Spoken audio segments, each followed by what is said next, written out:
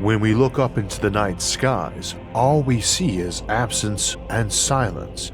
But could our galaxy be a dark forest full of hidden predators waiting to consume us?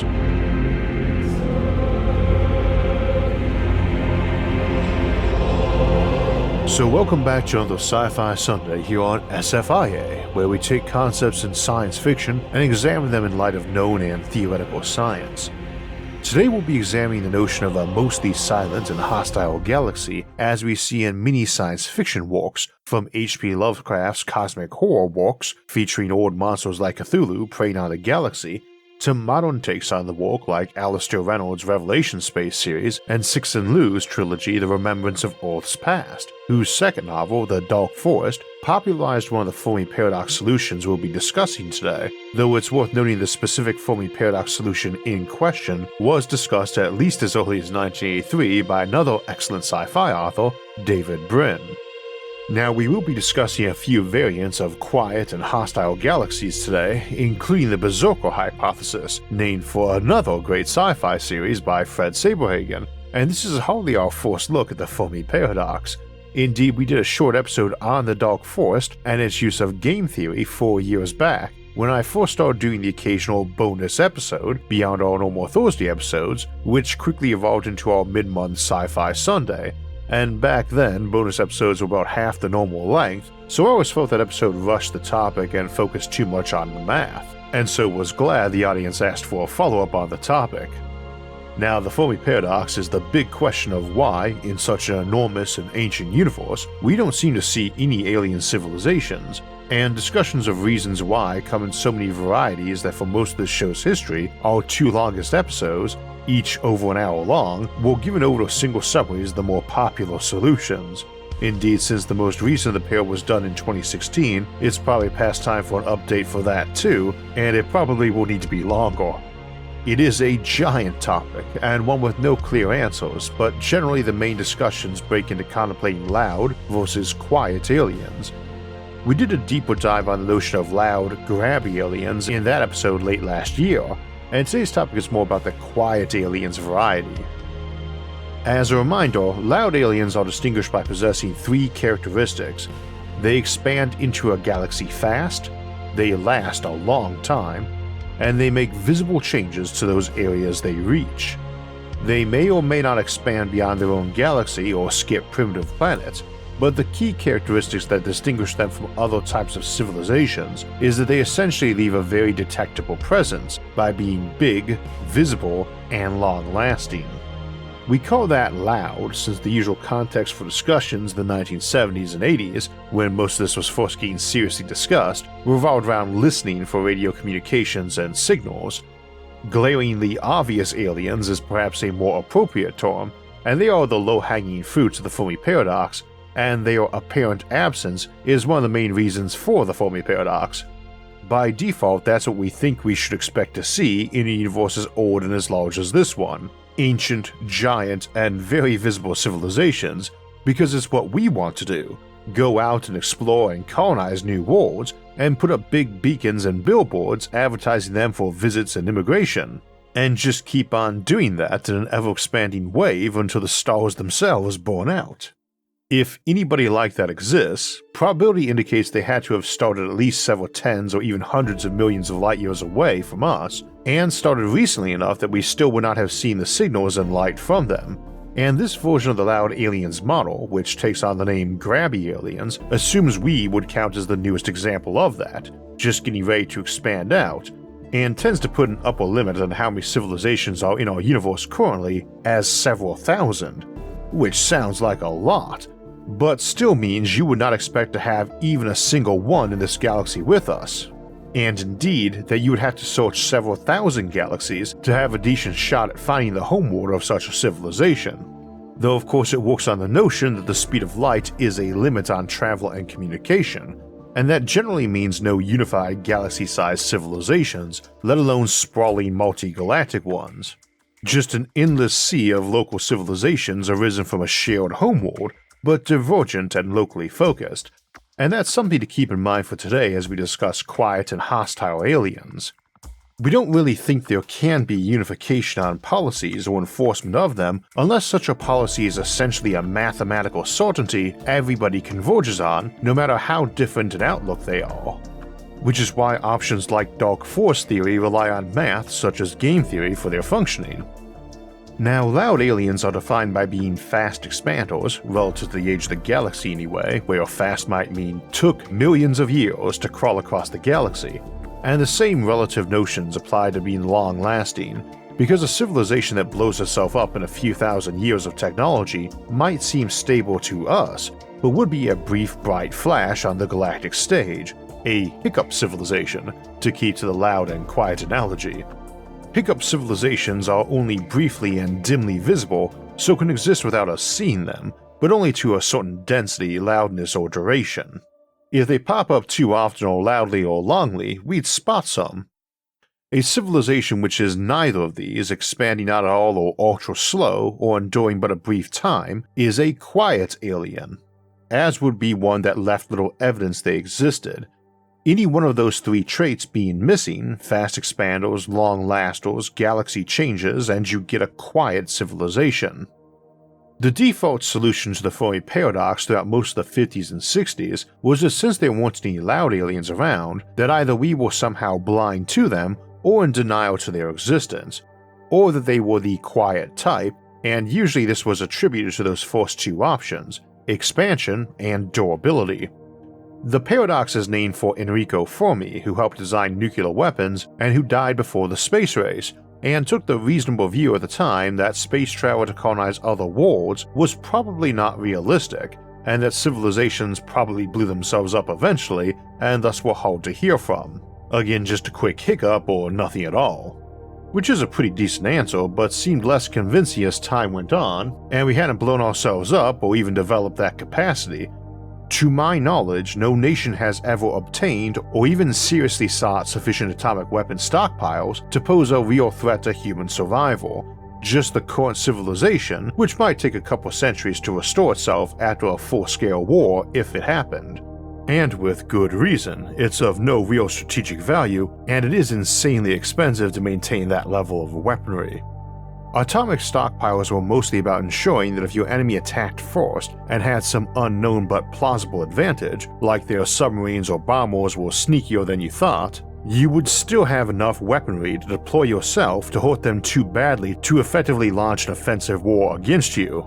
This is part of why folks often refer to nuclear weapons as defensive, and the other piece of that equation that often gets left out, and will also matter for today, is that it is not a them versus us situation with no other players.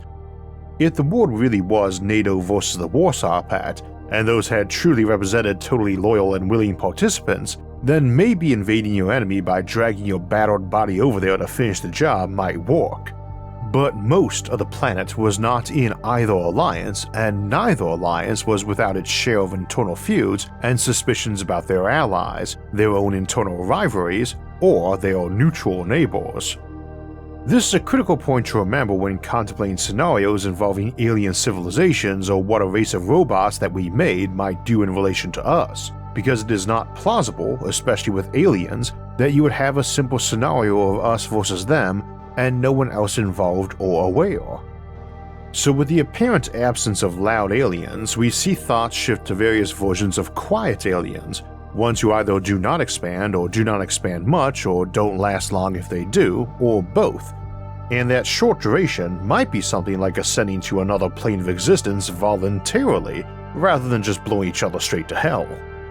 We tend to assume the ability to colonize space eliminates the short duration issue, as you don't have all your eggs in one basket, so some are bound to survive and thrive and lay more eggs. However, we also have the notion of the von Neumann probe or von Neumann chicken, as a response to the idea that sending manned ships on colony missions that might take centuries only to arrive at lifeless worlds might stop colonization. The von Neumann probe is a robot that arrives in a destination solar system, scans around it while latching onto some asteroid or moon, and extracting resources from it to build facilities in that system and copies of itself to go on to other systems. This became a popular notion as we sent folks to the moon, but only briefly, and we turned to robot missions for decades after. This is the Halt-Tipler conjecture of the Fermi paradox, that you can rely on self-replicating robots to do your exploring and maybe your colonizing too, at least laying the groundwork. But if the robots can come out, then you can have them send tight beam signals home and just litter the galaxy with them, sending out new waves if need be, to replenish those which might be failing to replicate or report over time, or failing in some other way. The absence of any of these von Neumann probes, says the Halt-Tipler conjecture, strongly contraindicated any civilization having existed in this galaxy before us. This is what makes objects like Oumuamua especially interesting, this being the interstellar asteroid some speculated might be an alien probe, or a damaged one, that passed by our inner system some years back. Which takes us to the Berserker hypothesis, the dark version of the von Neumann probe, where someone has intentionally or accidentally unleashed probes on the galaxy that attack other spaceships or even other primitive planets. Personally, I like the notion of someone having sent a second wave of probes out with updates and patches, with orders to remove or replace any probes they encountered lacking those new directives, like the importance of leaving any planet alone with signs of life and just attacking other probes lacking the right directives or IFF beacon, thus getting you the result of endless mutant waves of probes attacking each other, with some occasionally attacking primitive planets or less primitive ones where they've got basic space travel and probes of their own lacking the right beacons or IFF. Now, as I mentioned at the beginning, the Berserker hypothesis draws its name from the Berserker space opera series featuring ancient doomsday weapons left over from some interstellar war between two apparently extinct alien races, whose monstrous asteroid-sized killing machines survived them, wiping out one side then turning on the other, and devastating the galaxy until modern times, where humanity, called the Stellarians, fight back against them, or sometimes collaborate with them in order to save their own necks. It's a great series that ran from the mid-60s all the way to Saberhagen's death in 2007, and explores a lot of the now well-known tropes of robot-on-human warfare, and it's a great bit of vintage sci-fi. In terms of the Fermi paradox itself though, it became the blanket term for solutions involving von Neumann probes mulching the galaxy, and for whatever reason humanity has been left alone, but not for much longer. We will get our answer to the Fermi paradox when we find out it's our turn to join the long list of victims of such probes since they were first made. To quote David Brin's 1983 paper The Great Silence, there is no need to struggle to suppress the elements of the Drake equation in order to explain the Great Silence, nor need we suggest that no intelligent aliens anywhere would bear the cost of interstellar travel. It need only happen once for the results of this scenario to become the equilibrium conditions in the galaxy. We could not have detected extraterrestrial radio traffic, nor would any intelligent aliens have ever settled on Earth, because all were killed shortly after discovering radio.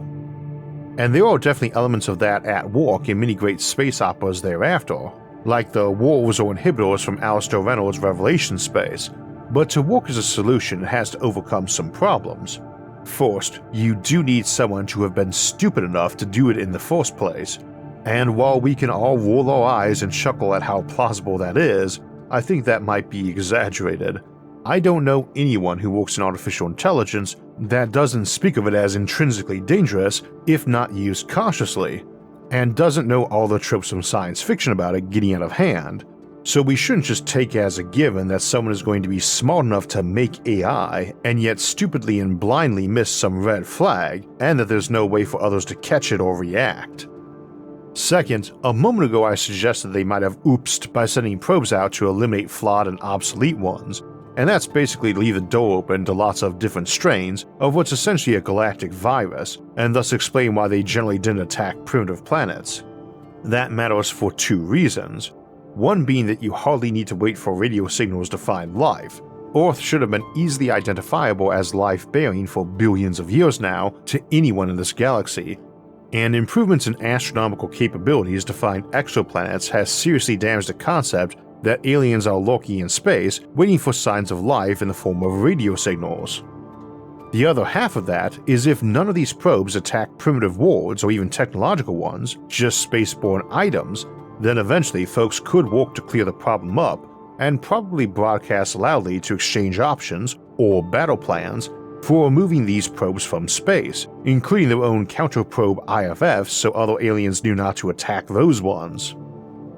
As we move to discussing the Dark Force theory, it's good to have a reminder that cooperation is often advantageous and that secrecy is implausible. Anybody who was making a concerted effort to wipe out all primitive alien life in the galaxy could have done so simply by being the first on the scene, willing to do it. Because while alien life might not have universal signs of its presence on planets, it is unlikely there would be countless unpredictable signs of life worlds would exhibit. You kill every world with high oxygen content in its atmosphere until you encounter other anomalies, like unnatural methane content, and then you probe that, see it indicates life, and add that to the extermination script. This doesn't even require that the species doing it be prone to colonizing places themselves. Indeed, one reason a species might be considered quiet aliens is that they don't want to surround their homeworld with tons of space colonies because they figure they'd just be producing tons of dirty mutants on the border in possession of advanced weapons. So they just launch the berserkers out there and with open orders from the get-go to send detailed photos and scans back of every planet they see, followed shortly by endless waves of planet wreckers, probably relativistic kill missiles, see the megastructural compendium for details. It is possible over time they would die off or rescind the orders, or that they did have a big internal space civil war with their colonies, and the winners countermand the orders in whole or part, or the berserkers get conflicting orders and so on. Galactic timescales and distances leave lots of room for confusion and chaos, and that includes the possibility that they eventually fell apart and we don't see any probes or berserkers around because that mission ended 1 billion years ago and life is just re-emerging on the galactic scene from the inferno of that time. Or the supercluster scene, we could be in a pocket of the universe where somebody released those doomsday devices billions of years before Earth ever arose, and distant observers refer to our region as the equivalent of some bombed-out apocalyptic wasteland only a madman or fool would seek to signal, let alone colonize. Note that all of these cases still involve leaving a big footprint on the galactic scene, which was our third qualifier for being a loud alien. Expands fast, lasts long, and changes its environment, which is true whether you're terraforming a barren planet with plants and blue skies and clouds, or planting mushroom clouds on peaceful, primitive paradise planets. The idea that you might get out into the universe, fast to move and long to last, and yet not leave a trace, tends to come up only in the context of hiding, and this is where we get the Dark Force theory. Again, today we're going to avoid a deep discussion of the game theory math usually attached to the idea. See our episode from 4 years back if you want that, but the notion is that the galaxy and the universe in general is not some cheerful place where we're going to meet aliens and sometimes be friends, and sometimes enemies, but eventually friends, and give each other hugs and maybe even intermarry somehow. Rather, it's a lot of civilizations that are mostly afraid that contact with other civilizations is going to bring their downfall and inevitably concludes that their only path to survival is to keep quiet and maybe kill anyone else they see or even trick them into making a noise so others descend on them, like some sacrifice to the dark gods. The reasoning here is not bad on first inspection. It cuts against the grain of most of us raised in modern times and on classic sci-fi, but the odds don't seem to favor us benefiting from contact with aliens, except in some kind of vague existential way. If you are patient and cautious, you'll figure out science and technology just fine on your own, and while alien contact might expedite that and also introduce you to countless new types of art, that only happens if they don't kill you and also choose to share. If they don't share, then it's better to survive and just keep coming up with new art and experiences on your own world. Additional colonies really just make for additional ways to accidentally expose yourself, and the assumption is that you would never be able to successfully make yourself safe by open and large defense. Others would get you before you got big and powerful enough. For my part, I find that last part debatable at least. The game theory aspect essentially boils down to assume you have nobody able or willing to talk and need to make decisions in isolation and an incomplete knowledge of the galaxy and other species in it, and each having 3 options. 1. Take no action. 2. Inform others of your existence in some fashion. 3. Destroy any civilization known to you. And then in a galaxy of many civilizations, some new ones are rising each round while others remain in play from prior rounds, and the decision keeps coming up. It is assumed you are making efforts to watch for those around you and to improve your own technology and resources where you're feeling able and safe. So Millennia 1, don't act, alert other, or kill anyone you detect. Millennia 2, if you're alive, act again. Millennia 3, and so on, out to billions of years or rounds. And the reasoning here is fine enough if you only have those three options and those circumstances. Staying quiet and killing anyone who does stick their head up does work, on paper and in that math. Game theory is an amazing tool that also gets misused a lot, because it's mostly about actions you should take when you have a very clear set of limited choices and no real ability to negotiate or discuss options with someone else, hence the prisoner's dilemma, where two criminals are given the option of ratting each other out, and both choose to do so rather than keep quiet, when told in isolation from each other that they will get a couple years of prison if they both stay quiet, presumably on some lesser charge, but no prison time if they admit to the crime and finger the other perp. It's a good example of explaining the math, but since it is necessarily simple as a learning tool and involves criminals, I tend to feel it encourages folks to think of game theory as sociopathic and binary. It is not, it's just a simple example being used to illustrate limited choices that have to be made with no intel on the other actors or a chance to discuss it with them, and that is reasonable enough at first glance when viewing the galaxy as a dark forest full of unknowns. The problem is, it is no such thing. It is a very brightly lit place where stealth is incredibly hard, and nobody would ever believe that they lived in a galaxy of ancient genocidal predators and just got lucky and missed by them. We didn't. Earth has shown astronomically visible telltales of life far longer than we've had fire and technology, and our civilization was obvious as a technological one from orbit for a lot longer than it takes for a message to leave a probe left to watch us and get back to some base or planet 1,000 light years away where someone is making a judgment call on whether or not to whack us. Trust me, we didn't hide from anyone, let alone some determined watcher stalking the galaxy to murder our rivals. And nobody else would expect that either. They would be asking how they could murder the galaxy and make sure they missed no vengeful survivors, and they would have the same math and science we have, or presumably better, making it even easier to spot exoplanets with signs of life and send a probe of theirs for a flyby, or a protracted observation period, or to shove a big asteroid off course into that planet.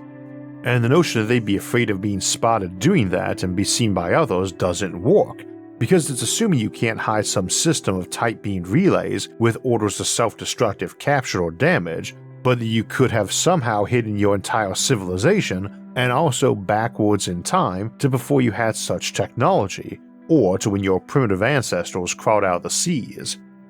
Again, it kind of changes our parameters here when we include those options. It also takes a huge jump in logic to assume everybody is going to do this, even if it turned out to mathematically make sense, which again, it does not.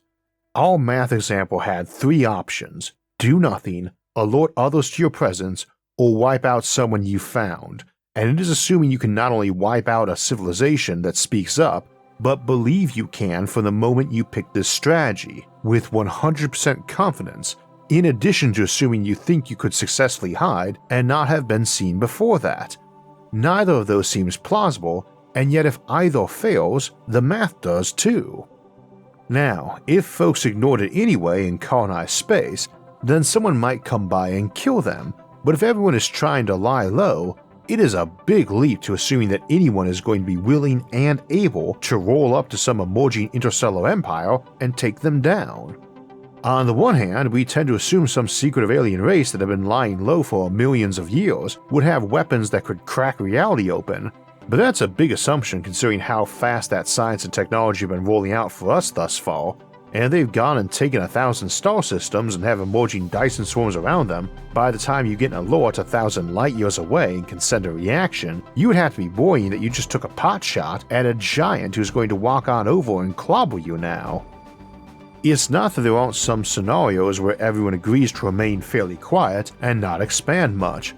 We usually call that the self-quarantine hypothesis. and it operates on the notion that nothing good comes from anything but the most basic and distant diplomatic exchanges, and that because of growth rates and time lag issues, you almost have to attack at the first sign of massive and rapid expansion. After all, the human population quadrupled in just 1 century, and we are not particularly fertile as critters go. In galactic terms, some civilization could go from our size of a bit under 10 billion to a multi-solar empire of Dyson swarms numbering quintillions in little more than the time it would take to get colony ships there. A few thousand years isn't much time for a galactic reaction in a no-FTL universe, let alone a diplomatic exchange. So in a scenario like that, your best bet is to tell everyone that any expansion beyond their home solar system, or maybe the nearest 1,000 stars, is forbidden and the punishment is immediate attack. This process works far better if you actually do tell people before they get underway, which means you all put up big beacons telling everyone who you are, what your borders are, and what the policy and reasoning is. This by definition though makes you loud aliens, the kind primitive civilizations with early radio astronomy and basic space travel, like us, cannot possibly miss. The problem there, as with the others, is that it is assuming universal policies in an environment that doesn't encourage or permit lots of discussion.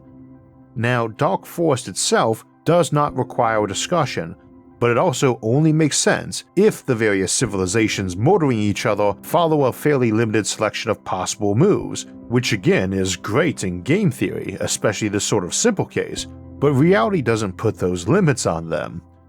Let's say I'm trying to sell this strategy to Congress or Parliament, we'll call them the steering committee. What is the first question? How do we know anyone out there is hostile? Well, the response is that we do not, but we need to assume that. And the follow-up is, for how long? We're new to space, so cautious first steps make sense, but caution is not the same as agreeing to an eternal policy of waiting in terror for real data, and I think most folks who would qualify as ambitious and competitive, which tend to describe a lot of leaders, would inherently abhor this approach. Not all species might act the same, that's what we call non-exclusivity, that certain behaviors cannot be assumed to be universal amongst space-capable civilizations. We can assume math and rocket science are pretty universal to space-capable civilizations, and probably game theory too as a result, even though its invention comes after experiments with rockets and might not be required or super obvious. Nonetheless, whether or not a civilization likes baseball or hot chocolate really should have no bearing on their ability to get spaceflight. One might argue their access to coffee does, but by and large it's hard to make the case any given behavior is exclusive with spaceflight unless it's critical to inventing and improving spaceflight. Some folks do make the case that since you almost have to have nuclear technology and the bomb, a certain capacity for coexistence and peace with others is required, but I would merely say that was more probable rather than exclusive. Same, I would tend to say a knack for controlled ambition and cooperation strongly helps a civilization get into space, but it's a real stretch to assume that's all you would encounter, versus something like a hive mind or any number of other scenarios we cannot think of but that would still result in expansionist behavior or a strong urge to it. Going back to our steering committee, what is question 3? Maybe, how do we avoid being detected by others? And at this point someone will say, I'm sorry, it's too late for that. We were probably detected millions of years ago by our nearest neighbors. You could propose that all effort must be turned toward building an ark ship or doomsday bunker on Mars, from which a hidden remnant of humanity could stow away, and this might even get approved as a backup plan. Even though it's assuming the aliens are too stupid to assume we might try this if we had the resources and technology for an ark ship. It's still a tactic worth trying, just not one likely to have our generals saying, yes, that will save us for sure. More likely though, someone will say, oh good, if they've known about us for millions of years, they probably aren't particularly hostile, they may even like us. I think we could argue that's wrong too, that them knowing of us and doing nothing obviously benevolent or malevolent tends to imply either they do not actually exist, that no civilizations in this galaxy arose till we did, or that they are foreign followers of some Star Trek-like prime directive. See that episode for more discussion of that option and the many problems with it. But the scientists then follow up by saying no, they must see us dead for their own protection, it's mathematically required. I think that's going to get a lot of skepticism, and frankly I don't think it would matter how firmly they could prove that. You're essentially arguing the best answer to having neighbors here on Earth is to nuke them before they decide to nuke you. There's a finite chance Luxembourg might one day decide to build a doomsday device and use it, so we must blow them up first. Math says so. As we mentioned earlier in our discussion of nukes in the Cold War, that sort of logic has its own flaws, but really only applies to cases where it's you and us and no interested third parties. In our case, if we're assuming the response of aliens to detecting other civilizations is to immediately attack, which incidentally isn't a super subtle way to operate if you're trying to hide, we probably want to ask how they came to the determination that acting hostile to the point of unprovoked genocide was a safe move.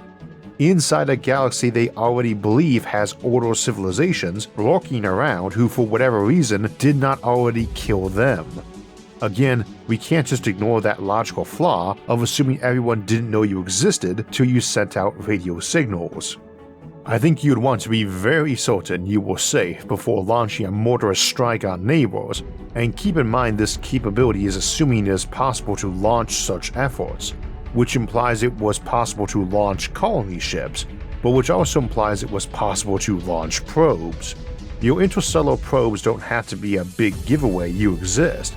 They can be built at some cost of efficiency and speed to change their direction or to zig or zag to target star systems, so that anyone picking it up wouldn't be able to tell where it came from originally. It could then send a very narrow and weak laser signal back not to home, but to some discrete relay. Indeed, you might send a cluster of a dozen probes out that would all explode from such a relay at different angles to explore various systems.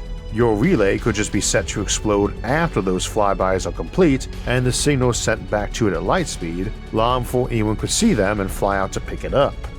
They know someone made a probe but really have no idea who or from where, and even if it might be one of their own colonies if they have them. So maybe you are quiet for a while, but after you've explored 1 million systems, which you might have done within a few thousand years of landing on the moon, and found nothing, what's to stop you exploding out into the galaxy? Then the next question, what stopped them from exploding out in the galaxy and why shouldn't we now? Also, since our probes worked, shouldn't we take for granted other civilizations built them too and deployed them and drew these same conclusions? And so on. And that's fundamentally the other big flaw of dark force theory of the Fermi paradox. It's assuming static behavior over huge swaths of space and time with changing actors. At a core level, it's meant to explain the apparent silence, and doesn't really give good reasons why anyone would remain indefinitely silent, particularly given that any real attempt at stealthing an entire civilization is bound to inhibit their ability to grow in strength, which should be the default evolutionary objective, and which, unsurprisingly, is also a very good survival strategy. Not every critter follows the path of being big and menacing, certainly, but it would seem a fairly common one for those who came to dominate a planet and get technology, and they probably have millennia of interaction with their cousin civilizations on their homeworld, where hiding was not seen as either possible or desirable, same as we don't have any hidden empires here on Earth. Though of course they might just be very good at hiding, I suppose, those chuds and Morlocks. In the end, it's not that we should assume alien life is friendly and the galaxy is a safe place, but rather that it's very likely they could be inherently hostile or inherently friendly. And the problem is, there's just no reason we shouldn't already know by now which. But in the absence of that knowledge, the right strategy isn't necessarily to hide and cower and sneakily murder off any civilization we can. For my part, I'd rather protect our territory by just openly saying it is ours, rather than hiding on it and murdering anyone who unwittingly entered it. And I would rather we just send out probes, and if we got reports back things are empty, go and claim them, and if not, say hello to whoever is there. After all, if they have left us alone all this time, it would seem strange to kill us for knocking on their door, especially if they hadn't bothered posting a no trespassing sign of some sort. That's the strategy life on Earth tends to use. Mark your territory, because doing so does warn others you exist, but the odds of getting into a fight which you might win or lose, but will likely be injured by, goes down, as your competitors and you are necessarily somewhat risk-averse. Even if you lose the element of surprise by doing that, you avoid many more conflicts that have a significant risk of harming you. That's how things work here in the Dark Forest on Earth, and it's much easier to temporarily hide a single predator in a real forest than to hide an entire planet for eons among the bright sea of stars.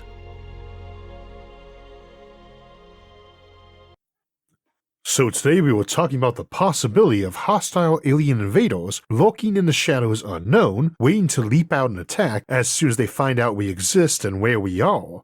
But you don't have to go to another world or wait for aliens to come here to experience that. Just use the internet long enough and someone is going to try to hack you, scam you, or cheat you. This is where our virtual private network can be your first and best line of defense, because you can move your web traffic so it's going through another server, which can be in entirely different countries. Maybe it's some hacker targeting you for various forms of phishing, or some agency limiting what you can watch or how much you have to pay to purchase something online based on your country of origin. You don't need to justify why you don't want people snooping on your location or IP address. If you're tired of having your privacy taken away and your data exploited, NordVPN can help you take back control and protect yourself. NordVPN is a fast and easy-to-use one-click VPN, but NordVPN also has tons of alert and protection features to help protect you from attacks like phishing or ransomware or malvertising. Enjoy extra security features and a great virtual private network that encrypts your data and can send it through any of their 5,400 servers in 59 different countries to protect your privacy and keep you safe. You can check out their website to learn all the benefits NordVPN offers. Just go to nordvpn.com/IsaacArthur to get a 2-year plan plus a bonus gift on top. It's risk-free with Nord's 30-day money-back guarantee. So we'll get to the schedule in just a moment, but as an interesting side note for both longtime fans and newer ones wondering about the accent or speech impediment, I had started getting speech therapy sometime back in Season 3, this is Season 9 now, when the show stopped being just a casual hobby and had gone on pause for 2021 with all the life changes from getting married and moving, and forgot to restart until I was taking my youngest son, who is 4, in for a speech evaluation of his own.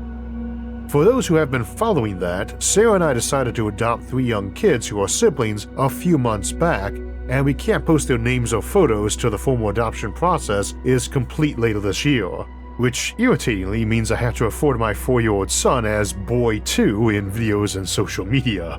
Anyway, it reminded me I meant to start my speech therapy back up, but it being over a year, I started with a new therapist who specialized in the letter R, and we're on a video call for all of 1 minute before she says, "You have a tongue tie, I can already tell. It is the only logical reason you still can't pronounce this letter after so many years of effort." And I really have lost track of all the hundreds of hours of practice and thousands of dollars of therapy involved to date. So I went in this morning to a specialist on that, and she instantly diagnosed it as that too and says, 3 months exercise therapy and surgery at the end, and it's all done. No more problems with the letter R, oh, and it will probably fix most of your sinus congestion issues too. I mentioned it, beyond just wanting to vent, because I do write and record these episodes about 3 months out, except for the sponsor read in these outros. For instance, it is January 6 as I speak these words for a January 15 episode, which had its main segment recorded back on November 5th. So if you start noticing any voice style mismatches between the main and outro sections of the videos, possibly starting in a few weeks, that would be why. I'm a little torn right now on whether or not to record any of the other pending scripts at the moment or just wait to see how things go, and we are recorded on episodes up till mid-March right now. Anyway, speaking of upcoming episodes, this Thursday we'll be considering the possible fates of the universe, looking at the Omega Point, an idea for how life might survive and thrive to the very end of time itself. A controversial theory including possibly resurrecting our ancient dead. We'll also have a companion bonus episode over on Nebula for that too, looking at conformal cyclic cosmology and ways to write messages between older and younger iterations of our universe, as well as check if anyone has already written such messages.